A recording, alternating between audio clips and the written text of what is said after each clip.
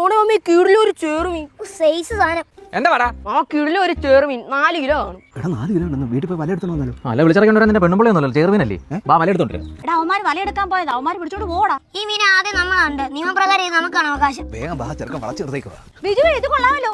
എന്റെ പിള്ളേരല്ലേ ആദ്യം കണ്ടത്. ഇത് നല്ല സാമർത്ഥ്യമാണല്ലോ. ഇയോടി ഇവിടെ നമ്മൾ എന്താ പറയുന്നത്? ഒന്ന് പറയുന്നേ. അങ്ങനെയാണ് ആരും ഇവിടുന്ന് മീനെ പിടിക്കുന്നില്ല. ഓടിച്ചോറാ എവിടെയും പോയി രക്ഷപ്പെട്. എന്തൊരു മാസം പിടിച്ച പിള്ളേരാണ് ഇത്. ഈ മൈദ ശരീരത്തിന് ഹാനികരമാണ് മീൻ അറിഞ്ഞാണോ അതാ പോയി കൊത്താത്തത്. എനിക്കൊന്ന് മനുഷ്യരെ പോലെ ഡിപ്രഷൻ മീനിന് കാണും. അതാ ഭക്ഷണം ഒന്നും കഴിക്കാത്തത്. മണ്ടന്മാരെ നിങ്ങൾക്ക് എവിടെ ചൂണ്ട ഉണ്ടായിക്കൊണ്ടിരുന്നോ? ഇത് കണ്ടോ? 3.5 കിലോയിൽ 1 ഗ്രാം കുറയത്തില്ല. തോമാച്ചാന്റെ അടുത്ത് പോയി റിപ്പോർട്ട് ചെയ്തിട്ട് വരാം. നമ്മൾ ഈ മുളജില്ലും കൊണ്ടിരുന്നിട്ട് ഒരു കാര്യമില്ല അമാരി മിഷൻ ചൂണ്ടൊക്കെ എറിഞ്ഞ് പിടിക്കുന്ന 3 പോയി. ഹലോ മാൻസ് കണ്ടേ വേണ്ടോ അടുത്തത് എന്താടാ മോനെ തീറ്റി? ഇഡലി സാമ്പാറും.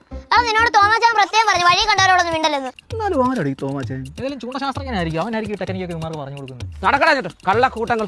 പൊന്നുസജയ എന്താ പ്രശ്നം? എടാ 2 ദിവസമായിട്ട് വലയിട്ട് വെക്കുക. വല വെക്കുക ഒറ്റ മീനില്ല. എടാ ഇവന്മാർ രണ്ടുപേരും വന്നിട്ട്